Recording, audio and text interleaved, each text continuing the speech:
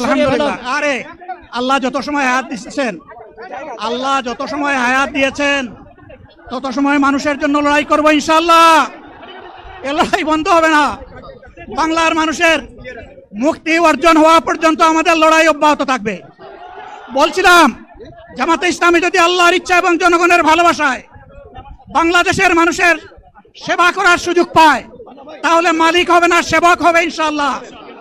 আজ আমি ঘোষণা দিচ্ছি, লক্ষ জনতাকে সাথে নিয়ে বাংলাদেশ জামাতে ইসলামী থেকে যারা আগামীতে সংসদ সদস্য হিসাবে নির্বাচিত হবেন, আরে আপনারা কথা বন্ধ করেন, আপনারা কথা বন্ধ করেন, সবাই বসে পড়েন, সবাই বসেন, বসেন, কেউ দাঁড়াবেন না, সবাই বসেন। যদি আল্লাহর ইচ্ছায় জনগণের ভালোবাসায় বাংলাদেশ জামাতে ইসলামী থেকে সংসদ সদস্যরা নির্বাচিত হয়ে সরকার গঠন করেন, তাহলে কোনো এমপি, কোন মন্ত্রী আগামীতে সরকার কিন্তু প্লট গ্রহণ করবে না। কোন এমপি এবং কোন মন্ত্রী ট্যাক্স বিহীন কোন গাড়ি চড়বে না। কোন এমপি এবং কোন মন্ত্রী তার নিজের হাতে কোনো টাকা চালাচালি করবে না। কোন এমপি এবং কোন মন্ত্রী যদি তার নির্দিষ্ট কোনো কাজের জন্য বরাদ্দ পেয়ে থাকেন, কাজ শেষ হওয়ার সাথে সাথে বাংলাদেশের 18 কোটি মানুষের কাছে তারা তার প্রতিবেদন তুলে ধরতে বাধ্য হবে। সম্মানিত বন্ধুগণ, চাঁদা আমরা নিব না, দুর্নীতি আমরা করব না। চাঁদা আমরা নিতে দেব না, দুর্নীতি আমরা সহ্য করব না। এই বাংলাদেশটাই আমরা দেখতে চাই। যুবকদেরকে আমরা স্পষ্ট ভাষায় বলতে চাই, বন্ধুগণ, তোমাদের সাথে আমরা আছি। আমি আজকে জামাতের আমির হিসাবে এখানে কথা বলতে আসিনি।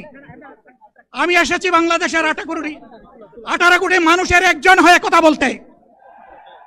আমি শিশুদের বন্ধু, আমি যুবকদের ভাই, আমি বয়স্কদের সহযোদ্ধা, আমার বোনদের আমি ভাই। সুতরাং তাদের মুক্তির জন্যই আমি দায়িত্ব নিয়ে আজকে এখানে দাঁড়িয়েছিলাম। আল্লাহর ইচ্ছা শরীর আমাকে সাময়িকভাবে সহযোগিতা করে নাই, এটাও আল্লাহর ইচ্ছা যে এখন আল্লাহ আমাকে কথা বলার সুযোগ দিচ্ছেন। আমি বলতে চাই, বাংলাদেশের নির্দিষ্ট কোন শ্রেণীর মুক্তির জন্য আমাদের এই লড়াই নয়। রাস্তার একজন পরিচ্ছন্নতা কর্মী, চা বাগানের একজন শ্রমিক, রক্ত পানি করে ঘাম জড়ানো আমার একজন রিক্সা চালক ভাই, মাঠে ময়দানে বাংলাদেশের মানুষের মুখে যারা এক মুঠো ভাত তুলে দিতে চায়, আমার সেই কৃষক বন্ধুটি দিতে গিয়ে যারা জীবন দিয়ে শহীদ হলো, আমি তাদের একজন হতে পারলাম না। আপনাদের কাছে দোয়া চাই, ইনসাফের ভিত্তিতে একটি দেশ গড়ে তোলার জন্য আগামীতে যে লড়াই হবে, আমার আল্লাহ যেন সেই লড়াইয়ে আমাকে একজন শহীদ হিসাবে কবুল করেন।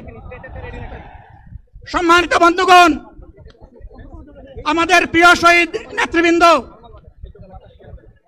2006 সালের 28 অক্টোবর থেকে শুরু করে পল্টন গণহত্যা, শাপলা গণহত্যা, সারা দেশের গণহত্যা, পিলখানার গণহত্যা, 24-এর গণহত্যা, এই গণহত্যা যারা করেছে তাদের সকলের বিচার বাংলাদেশের মাটিতে নিশ্চিত করতে হবে। এদের বিচারের দৃশ্যমান প্রক্রিয়া শুরু না করা পর্যন্ত পুরানা ব্যবস্থাপত্রে বাংলাদেশ আর চলবে না। এতগুলো মানুষ এমনি এমনি জীবন দেয় নাই, জীবন দিয়েছে জাতির মুক্তির জন্য। যদি বস্তাপটা পুরানা সবকিছুই টিকে থাকবে, তাহলে কেন তারা জীবন দিয়েছিল?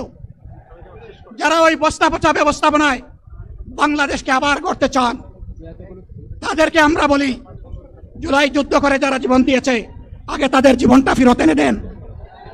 যদি শক্তি থাকে ফেরত এনে দেন। আপনারা পারবেন না, যেহেতু পারবেন না, কাজেই নতুন ব্যবস্থায় নতুন বাংলাদেশ গড়ে তোলা হবে ইনশাআল্লাহ। শিশু, কিশোর, যুবক, মা, বোন, শ্রমিক, ছাত্র, জনতা, ব্যবসায়ী, সবাইকে যেই দেশ, যেই সংবিধান, যেই রাষ্ট্র নিরাপত্তা দিতে পারবে, সেই নতুন বাংলাদেশ আমরা গড়ে তুলতে চাই।